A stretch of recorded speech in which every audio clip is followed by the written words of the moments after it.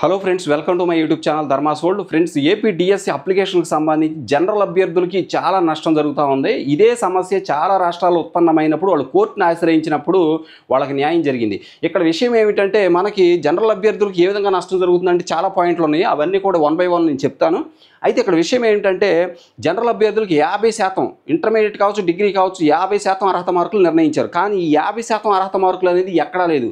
అయితే ఇంతకుముందు 2011లో ఏం జరిగిందంటే, ఈ అర్హత మార్కుల విషయమై మరి ఎన్సిటిఈ కొన్ని గైడ్లైన్స్ కూడా ఇవ్వడం జరిగిందనమాట. అంటే సుప్రీంకోర్టు వరకు ఈ కేసు వెళ్ళటం వలన అర్హత మార్కుల విషయమై ఎన్సిటిఈ కొన్ని నిబంధనలు గైడ్లైన్స్ ఇవ్వడం జరిగింది. అంతేకాకుండా ఆ గైడ్లైన్స్ని గెజిట్ నోటిఫికేషన్ కూడా భారత ప్రభుత్వం రిలీజ్ చేసింది. అంటే 2011కు ముందు ఎవరైతే బీఈడి డిఈడి కంప్లీట్ చేస్తారో వాళ్ళకి అర్హత మార్కులు అనేవి వర్తించవు. 2011కు ముందు బీఈడి డిఈడి ఎవరు చేశారో వాళ్ళకి అర్హత మార్కులని వర్తించవని చెప్పేసి సుప్రీంకోర్టు గైడ్లైన్స్ని అనుసరించి ఎన్సిటిఈ నిబంధనలు ఇచ్చింది. దాన్ని గెజిట్లో కూడా ప్రకటించారు. అయితే రాజస్థాన్, ఉత్తరాఖండ్ లాంటి రాష్ట్రాల్లో గతంలో గత 2-3 సంవత్సరాల కిందట అంతకుముందు ఇచ్చిన డిఎస్సి నోటిఫికేషన్లో అర్హత మార్కులు అంతెందుకు, తెలంగాణలో కూడా గత 2024 డిఎస్సిలో అర్హత మార్కుల్ని 50% అంటే 50% మినిమం 50% మార్కులు అర్హత మార్కులు నిర్ణయిస్తే వాళ్ళంతా కోర్టుకు వెళ్ళారు. కోర్టుకు వెళ్ళినప్పుడు అప్పుడు హైకోర్టు కూడా అదే విషయాన్ని చాలా క్లియర్గా స్పష్టంగా చెప్పింది. దాని ప్రకారం ఎన్సిటిఈ గైడ్లైన్స్ కూడా ఇచ్చింది. ఆ గైడ్లైన్స్ ప్రకారం కేవలం 40% మాత్రమే అర్హత మార్కులు ఉండాలి. అర్హత మార్కులు అంటే జనరల్ కేటగిరీ కావచ్చు, ఓపెన్ కావచ్చు, ఎవరైనా కావచ్చు, అర్హత మార్కులు 40% మించి ఉండకూడదు. ఆ విధంగా ఆ గైడ్లైన్స్ ఇప్పుడు మన డిఎస్సిలో ఫాలో కాకపోవడం వలన అభ్యర్థులు అనేక మంది ఇప్పుడు కోర్టును ఆశ్రయించే పనిలో ఉన్నారు. ఇక్కడ చాలా ముఖ్యమైన విషయాలు ఇంకొకటి, సిబిఎస్ఈ స్టూడెంట్స్ ఉంటారు. సిబిఎస్ఈ 10th ఇంటర్మీడియట్ చదివిన అభ్యర్థులకి ఫస్ట్ లాంగ్వేజ్ ఇంగ్లీషే ఉంటుంది. సిబిఎస్ఈ వాళ్ళకి ఇంగ్లీషే ఫస్ట్ లాంగ్వేజ్ ఉంటుంది. కానీ వాళ్ళకి ఇప్పుడు సిబిఎస్ఈ చదివినటువంటి ఆ పిల్లలు ఎస్జిటి పోస్ట్కి అప్లై చేయాలంటే కంపల్సరీగా ఫస్ట్ లాంగ్వేజ్ తెలుగు ఉండాలని చెప్పేసి నిబంధన మన డిఎస్సి నోటిఫికేషన్లో ఇవ్వడం జరిగింది. ఆ నిబంధన ప్రకారం సిబిఎస్ఈ చదివిన ప్రతి స్టూడెంట్ ఎవరూ కూడా డిఎస్సికి అప్లై చేసుకోలేని పరిస్థితి. అంతేకాకుండా ఓపెన్ కేటగిరీలో 50% పోస్టులు 50% మినిమం అర్హత మార్కులు అనేది పెట్టడం వలన కేవలం ఎన్సిటిఈ గైడ్లైన్స్ ప్రకారం సుప్రీంకోర్టు ఇచ్చినటువంటి సూచనల ప్రకారం అయితే, అలాగే గెజిట్ నోటిఫికేషన్ 2019లో ఏదైతే భారత ప్రభుత్వం రిలీజ్ చేసిందో ఆ గెజిట్ నోటిఫికేషన్ ప్రకారం కూడా 40%కి మించి అర్హత మార్కులు అనేవి ఉండకూడదు. కానీ మనకు వచ్చిన ఈ డిఎస్సి నోటిఫికేషన్లో ఆ నిబంధనలు ఏవి ఫాలో కాకపోవడం వల్ల లక్షల మంది ఓపెన్ కేటగిరీ అభ్యర్థులు నష్టపోతా ఉన్నారు. గతంలో మరి 50% నిబంధన ఇప్పుడు మన ఇచ్చిన నోటిఫికేషన్ ఫ్రెష్ నోటిఫికేషన్లో 50% మార్కులు అర్హత మార్కులు అనేది ఎస్సీ ఎస్టీ బీసీ వాళ్ళకి కూడా 45% అనేది పెట్టడం జరిగింది. వాళ్ళంతా కూడా గొడవ చేసి గగ్గోలు పెట్టడం వలన కోర్టుకు వెళ్తామని చెప్పడంతో వాళ్ళకి మాత్రం అర్హత మార్కులు సడలించారు, 40% చేశారు. కాకపోతే ఓపెన్ కేటగిరీ వాళ్ళకి ఆ మార్కులు అవి తగ్గించలేదు, 50% అలాగే ఉంచారు. దానివల్ల లక్షల మంది అభ్యర్థులు నష్టపోతా ఉన్నారు. కాబట్టి అలాంటి అభ్యర్థులంతా కూడా కోర్టును ఆశ్రయించే పనిలో ఉన్నారు. ఇక్కడ మీరు గమనించండి, ఇంతకంటే ముఖ్యమైన నిమిషాలు ఈ వీడియోలో ఉన్నాయి, మీకు తెలియజేస్తాను. ఇక్కడ మీరు గమనించవచ్చు ఫ్రెండ్స్, ఇక్కడ చూడండి డిగ్రీలో 50% మార్కులపై స్పందించిన ఈ కూటమి సర్కారు డిఎస్ఎల్ అంతుబట్టని నిబంధనలపై అభ్యర్థులు గగ్గోలు.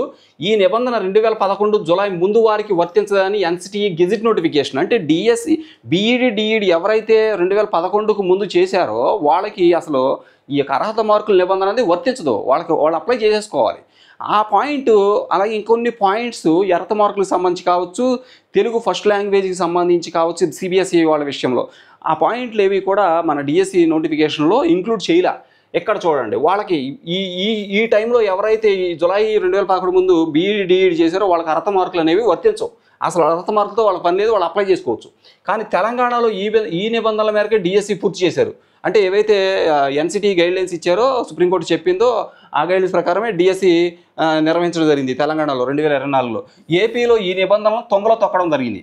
ఫస్ట్ లాంగ్వేజ్ తెలుగు తప్పనిసరిపై సిబిఎస్ఈ వారికి అన్యాయం కూడా జరిగింది. 9 రోజుల్లో ముగియనున్న దరఖాస్తు గడువు కోర్టును ఆశ్రయించేందుకు సిద్ధంగా ఉన్నటువంటి అభ్యర్థులు ఇది గమనించండి. ఫస్ట్ లాంగ్వేజ్ తెలుగు తప్పనిసరిగా సిబిఎస్ఈ అంటే సిబిఎస్ఈ వాళ్ళకి మనందరికీ తెలుసు, జనరల్గానే సిబిఎస్ఈ వాళ్ళ ఫస్ట్ లాంగ్వేజ్ ఏముంటుంది, ఇంగ్లీష్ ఉంటుంది. మరి వాళ్ళకి తెలుగు ఉన్న వాళ్ళు మాత్రమే, సిబిఎస్ఈ ఫస్ట్ లాంగ్వేజ్ తెలుగు ఉన్న వాళ్ళు మాత్రమే ఎస్జిటి పోస్టులకు అర్హులు అని చెప్పేసి ఆ నిబంధన పెట్టడం వల్ల వాళ్ళు కూడా దూరం అయిపోతున్నారు డిఎస్సికి. ఇంకా కొన్ని చాలా ఇంపార్టెంట్ పాయింట్లు ఉన్నాయి ఇందులో. ఇక్కడ మీరు గమనించండి.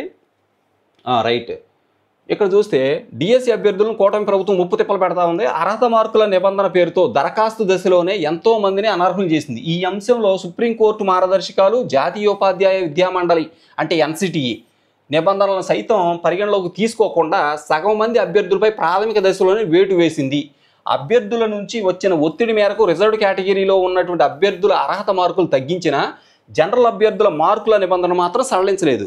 అంటే ఇక్కడ గమనించండి, సుప్రీంకోర్టు మార్గదర్శకాలు ఇచ్చిందని చెప్పాం కదా, ఏవైతే అంటే అభ్యర్థులు కోర్టును ఆశ్రయించడం వలన ఎన్సిటిఈకి గైడ్లైన్స్ ఇచ్చింది ఏ అర్హత మార్కుల విషయమే స్పష్టత ఇవ్వమని చెప్పేసి.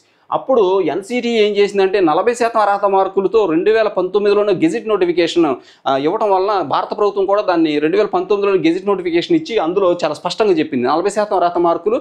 అలాగే 2011కు ముందు ఎవరైతే డిఈడి బీఈడి చేశారో వాళ్ళకి అర్హత మార్కుల నిబంధన వర్తించదు, వాళ్ళకి అర్హత మార్కులతో పని లేదు అని చెప్పేసి కూడా చాలా స్పష్టంగా చెప్పింది అనమాట.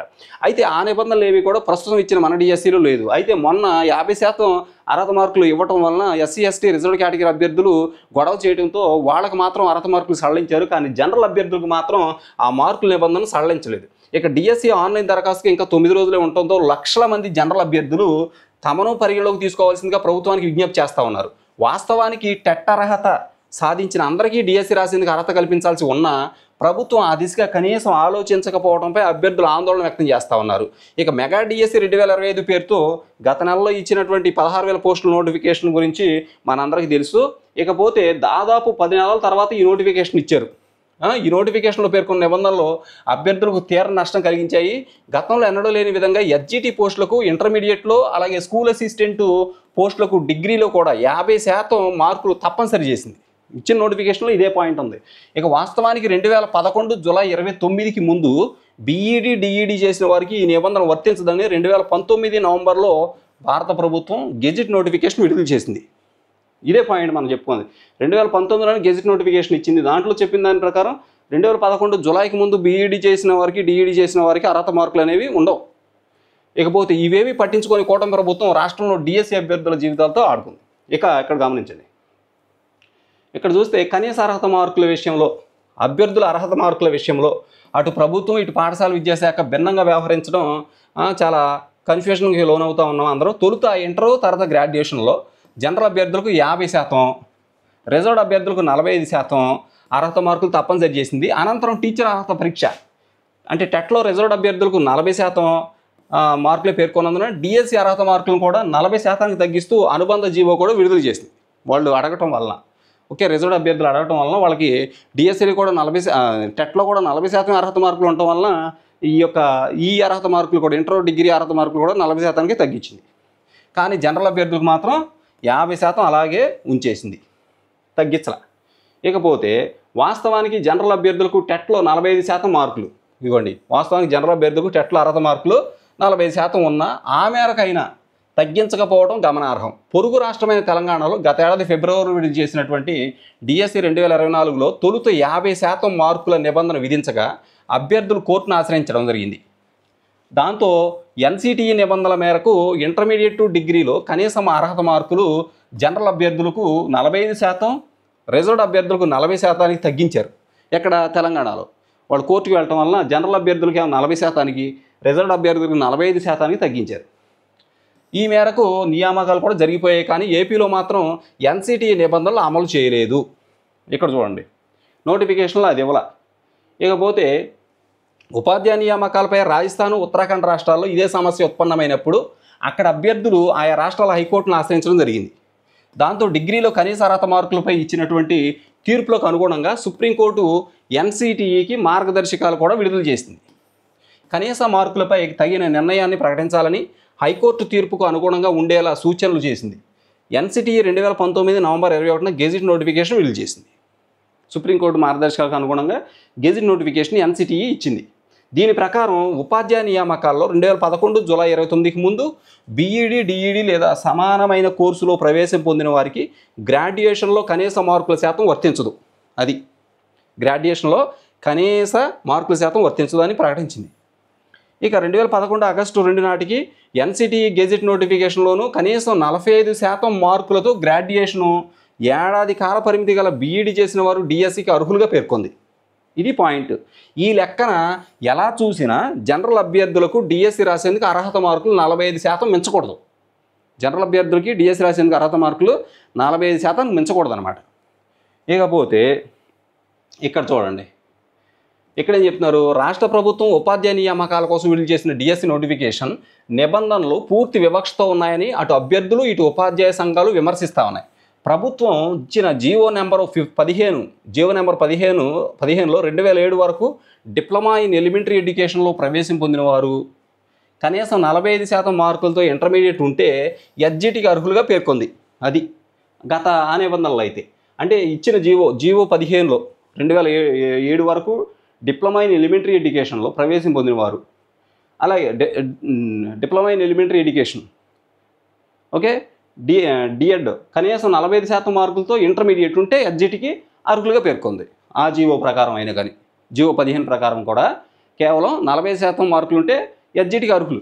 కానీ స్కూల్ అసిస్టెంట్ పోస్టులకు 29 జూలై 2011కు ముందు బీఈడి లేదా బ్యాచిలర్ ఆఫ్ ఎలిమెంటరీ ఎడ్యుకేషన్ లేదా తత్సమాన కోర్సులో ప్రవేశం పొందిన వారికి గ్రాడ్యుయేషన్లో కనీస మార్కుల శాతం వర్తించదన్న ఎన్సిటిఈ గెజిట్ నోటిఫికేషన్ నిబంధనలను మెగా డిఎస్సి ఉత్తర్వులో పేర్కొనలేదు.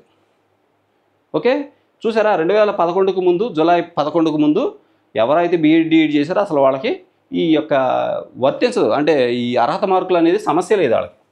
ఈ నిబంధనను తెలంగాణ డిఎస్సి 2024 కోసం ఇచ్చిన సవరణ జీవో నవంబర్ 14లో పేర్కొన్నారు. అంటే ఇదే విషయాన్ని ఆ తర్వాత 2024లో మొన్న తెలంగాణలో జరిగిన డిఎస్సిలో నోటిఫికేషన్ అనుబంధ నోటిఫికేషన్గా కూడా అనుబంధ జీవోగా దీన్ని రిలీజ్ చేసి దాంట్లో ఈ పాయింట్ పెట్టడం జరిగిందనమాట. అంటే 2011కి ముందు ఎవరైతే చేశారో బీఈడి డిఈడి వాళ్ళకి అర్హత మార్కులు లేవు అనే విషయాన్ని పెట్టారు. అలాగే 40% అర్హత మార్కులు అనే విషయాన్ని మెన్షన్ చేశారు. నెక్స్ట్ దీని ప్రకారం రిజర్వ్డ్ అభ్యర్థులకు 40%, జనరల్ అభ్యర్థులకు 45% అర్హత మార్కులుగా నిర్ణయించారు. దీంతోపాటు ఎన్సిటిఈ గెజిట్ నోటిఫికేషన్ ప్రకారం 2011 జూలై 29 నాటికి బీఈడి డిఈడి చేసిన వారికి అర్హత మార్కులు నిబంధన తొలగించారు. చూసారా, తెలంగాణలో లాస్ట్లో జరిగిన డిఎస్సిలో ఈ విషయాలన్నీ కూడా వాళ్ళు ఫస్ట్లో ఇవ్వకపోయినా తర్వాత కోర్టు నిబంధనలు అనుసరించి ఇవన్నీ కూడా ఇవ్వడం జరిగిందనమాట. ఓకే నెక్స్ట్ ఇక్కడ చూడండి, అభ్యర్థులకు అంటే రిజర్వ్డ్ అభ్యర్థులకు 40, జనరల్ అభ్యర్థులు 40% అర్హత మార్కులు నిర్ణయించారు. దీంతోపాటు ఎన్సిటిఈ గెజిట్ నోటిఫికేషన్ ప్రకారం 2011 జూలై 29 నాటికి బీఈడి చేసిన వారికి అర్హత మార్కులు తొలగించారు. కానీ ఏపీ ప్రభుత్వం ఎన్సిటిఈ నిబంధనలు పట్టించుకోకపోవడంపై అర్హులైన జనరల్ అభ్యర్థులకు తీవ్ర అన్యాయం జరిగినట్లయింది. దీనిపై జనరల్ అభ్యర్థులు హైకోర్టును ఆశ్రయించేందుకు సిద్ధమవుతున్నట్టు సమాచారం. అది అక్కడ ఇచ్చారు, తెలంగాణలో కూడా ఫాలో అయ్యారు ఎన్సిటిఈ గైడ్లైన్స్, సుప్రీంకోర్టు మార్గదర్శకాలు ఫాలో అయ్యే డిఎస్సి కంప్లీట్ చేశారు. ఆ నిబంధనలు ఇప్పుడు ఈ డిఎస్సిలో లేవు. ఇక్కడ ఓపెన్ కేటగిరీ వాళ్ళకి 45% మించి అర్హత మార్కులు ఉండకూడదు, అలాగే ఎస్సీ ఎస్టీ బీసీలకి 40% మించి ఉండకూడదు. అది ఎన్సిటిఈ గైడ్లైన్స్లో ఉంది, సుప్రీంకోర్టు మార్గదర్శకాల్లో ఉంది, ఇచ్చిన గెజిట్ నోటిఫికేషన్లో ఉంది, అన్నింటిలోనూ ఉంది. కానీ ఇక్కడ ఈ నోటిఫికేషన్లో మెన్షన్ చేయలేదు. దానివల్ల అభ్యర్థులు లక్షల మంది అభ్యర్థులు నష్టపోతున్నారు. ముఖ్యంగా ఓపెన్ కేటగిరీ అభ్యర్థులు దీని విషయమై కోర్టును ఆశ్రయించే పనిలో ఉన్నారు. ఇక్కడ చూడండి, ఇక్కడ గమనించండి, సిబిఎస్ఈ అభ్యర్థులకు అన్యాయం జరిగినట్టు ఇక్కడ ఇదొక పాయింట్ ఇంపార్టెంట్. 10వ తరగతి వరకు సిబిఎస్ఈ చదివి డిఈడి ఇంగ్లీష్ మీడియంలో పూర్తి చేసిన వారికి ప్రభుత్వం డిఎస్సిలో అన్యాయం చేసింది. సిబిఎస్ఈ విద్యార్థులకు మొదటి భాష ఇంగ్లీష్ మాత్రం ఉంటుంది, రెండో భాషగా తెలుగు, హిందీ, ఉర్దూ తదితర భాషలు ఎంచుకుంటారు. అయితే మొదటి భాష తెలుగు ఉంటేనే ఎస్జిటి పోస్టుకు దరఖాస్తు చేసుకోవాలని నిబంధన పెట్టడంతో సిబిఎస్ఈ అభ్యర్థులు నష్టపోతున్నారు. ఇది ఓకే, మొదటి భాష కేవలం వాళ్ళకి తెలుగు ఉన్న వాళ్ళు మాత్రమే ఎస్జిటికి అర్హులు అని చెప్పడంతో సిబిఎస్ఈ చదివిన వాళ్ళు దీనికి దూరం అయిపోతున్నారు. సిబిఎస్ఈ సిలబస్లో మరి 10th degree complete intermediate complete చేసిన వాళ్ళు దీనికి అనర్హులు అవుతున్నారు. ఎందుకంటే వాళ్ళకి ఫస్ట్ లాంగ్వేజ్ ఇంగ్లీషు, తెలుగు లేదు. నెక్స్ట్ ఫిబ్రవరి 24 డిఎస్సి నోటిఫికేషన్లో ఈ సమస్య లేదని అభ్యర్థులు చెబుతున్నారు. అంటే గత డిఎస్సిలో లేదు. జూలై 24 టెట్లోనూ కూటమి ప్రభుత్వం ఈ నిబంధన పేర్కొనలేదంటున్నారు. ఉన్న స్పష్టంగా నిబంధనలు మార్చేసి అన్యాయం చేస్తే సహించమని తాజా టెట్ అర్హత సాధించిన వారికి అందరికీ డిఎస్సి అవకాశం కల్పించాలని డిమాండ్ చేస్తున్నారు. టెట్ అర్హత సాధించిన ప్రతి ఒక్కళ్ళు డిఎస్సికి అర్హులే, వాళ్ళందరికీ అవకాశం ఇవ్వాల్సిందే అని చాలా స్పష్టంగా చెప్తున్నారు. 40% జనరల్ అభ్యర్థులకి 45% అర్హత మార్కులు, అలాగే రిజర్వ్డ్ అభ్యర్థులకి ఎస్సీ ఎస్టీ బీసీడబ్ల్యూ వాళ్ళకి 40% అర్హత మార్కులే. ఇవి సుప్రీంకోర్టు చెప్పింది, అలాగే ఎన్సిటీ ఇచ్చిన గైడ్లైన్స్లోనూ ఉంది, అలాగే అది గెజిట్ నోటిఫికేషన్లో దాన్నే ప్రకటించారు. 2011కు ముందు డిఈడి బీఈడి కంప్లీట్ చేసిన వాళ్ళకి అర్హత మార్కులు అనే విషయమే లేదు. వాళ్ళు అసలు అప్లై చేసేసుకోవచ్చు డైరెక్ట్గా. ఆ పాయింట్లన్నీ కూడా నోటిఫికేషన్లో ఇంక్లూడ్ చేయడమో లేకపోతే అనుబంధంగా మరొక జీవో ఇవ్వటమో ఏదో ఒకటి చేసి అవన్నీ కూడా మార్చి అభ్యర్థులందరికీ అవకాశం ఇచ్చి చేస్తే మంచిది. ఓకేనా? Okay, thank you so much for watching. Please share this video and subscribe my channel.